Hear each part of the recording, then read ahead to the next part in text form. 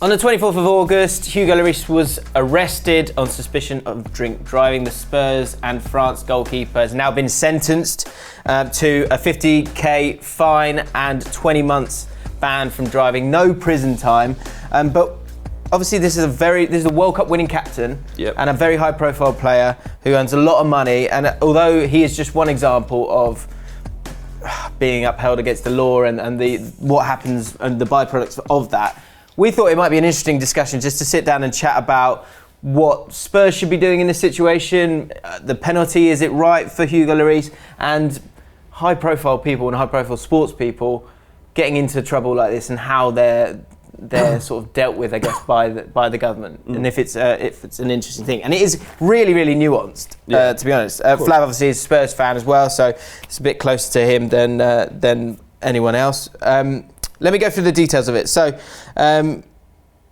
despite committing such a serious offence, he's kept the captaincy. Today his court sentence was announced, and further details of the incident were given out as well. And so Lloris drove past a red light and was found to be slurring a lot in his speech, hardly being able to keep his balance. The car was found with vomit on the floor, so he was very drunk.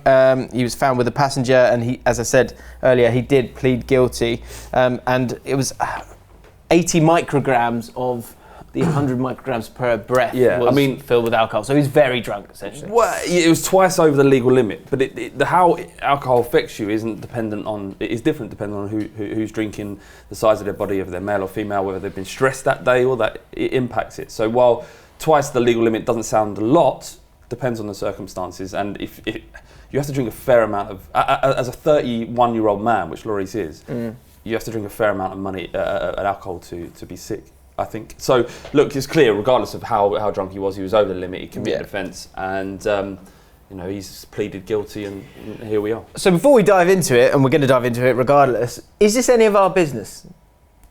In what respect? So it's in the press. He's been in the press before when he was arrested initially. Is that something that should be going out? That's a bigger subject than this. I mean, this is big enough in itself. I just wonder what your thought is on that, because to say to people, this is an interesting talking point. And look, we are football fans, and we are people who've got an opinion here. But you guys obviously will have an opinion as well. So let us know in the comments below. And anything that we're saying here aren't blanket statements. They're just we're kind of figuring this out. And we were chatting upstairs, and we thought this might be a good thing to dive into. Is it our business?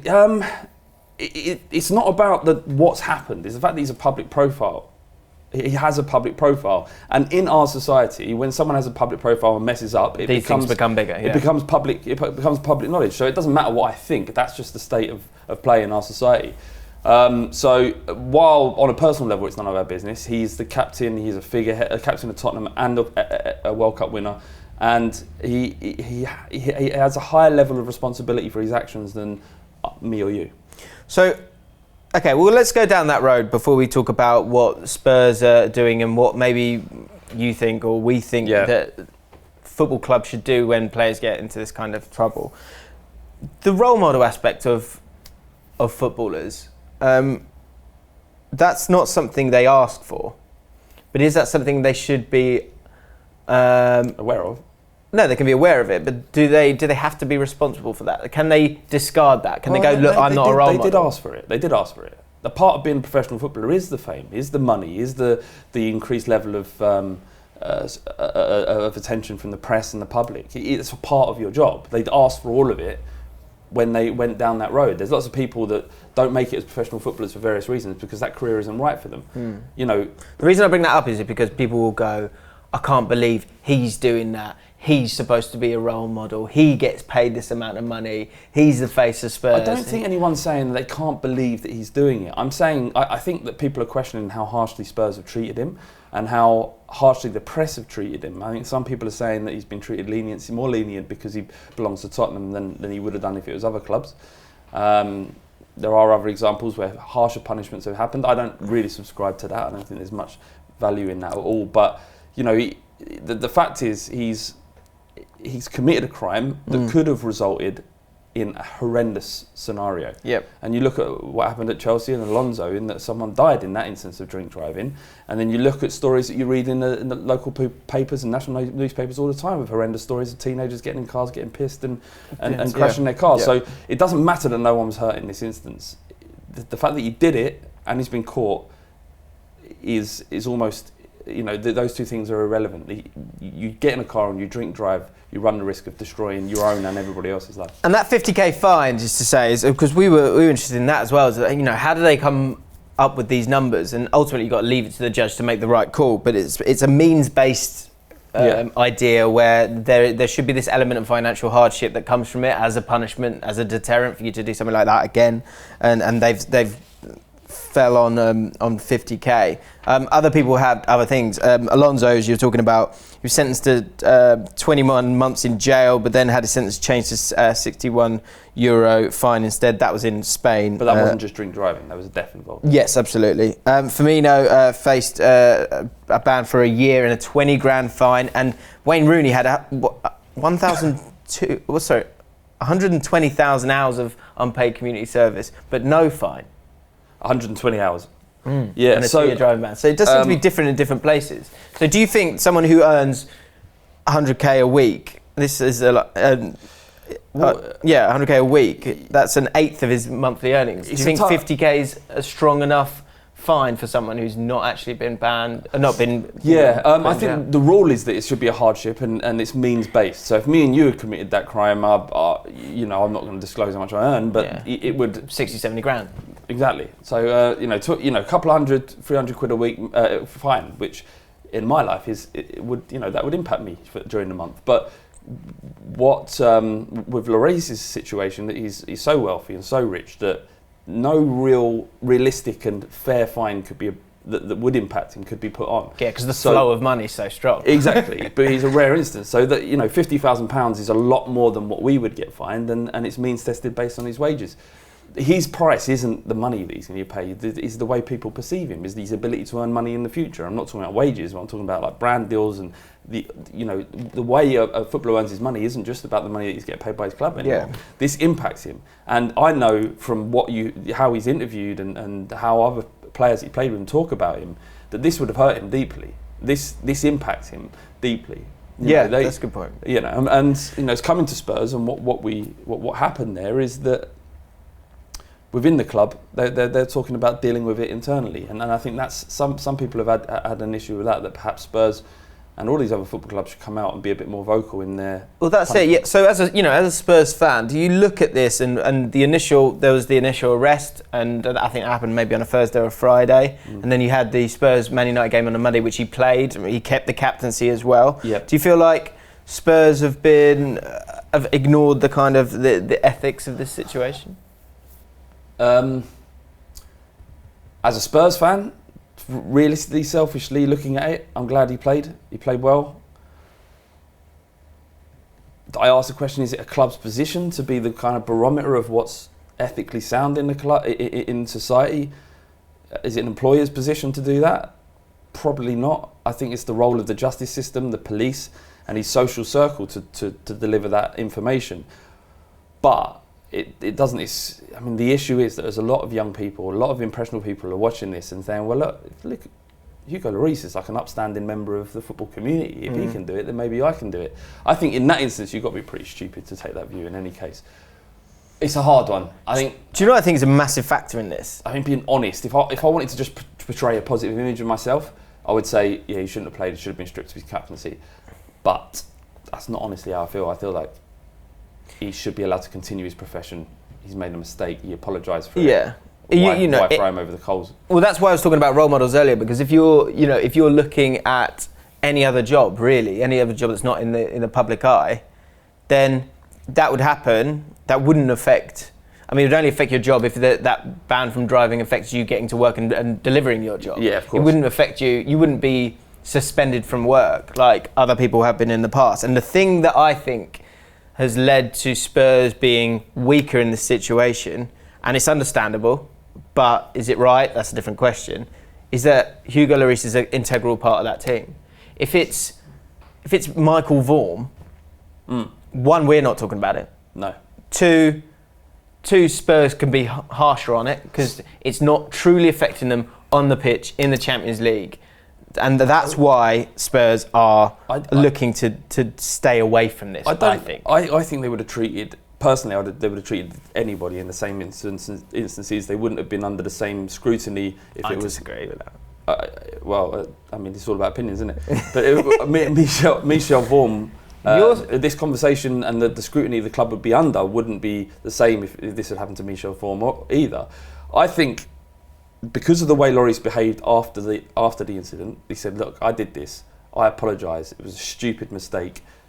It will never happen again." What more, apart from what he's got to go through in terms of the judicial process, what more can he do, and what more can Spurs do, other than say, "We'll deal with this internally"? What do you think Spurs should have done? I think you can go. You can nip this in the bud and go, "This is wrong. We're Spurs Football Club. You're the captain of this team. This is not acceptable, and we will make an example of you by giving you a 3-week ban, of which 2 weeks are an international break." And so you kind of go, he's been punished. We know he's been punished. Okay, that kind of takes a bit of fuel from the fire. Because it happens with Suarez, it happens on a lower level with even someone like Adel Taarabt at QPR years ago. The reason he got away with so much was because he was brilliant. Yeah, I think, I mean, I think the clubs don't have to. They don't have to, because what does it matter? What does it matter if someone's saying Tottenham should have reacted differently, Liverpool should have reacted differently to Suarez? It has no impact. It's just opinion and hot air to a club's perspective. Daniel Levy, it's PR, isn't it?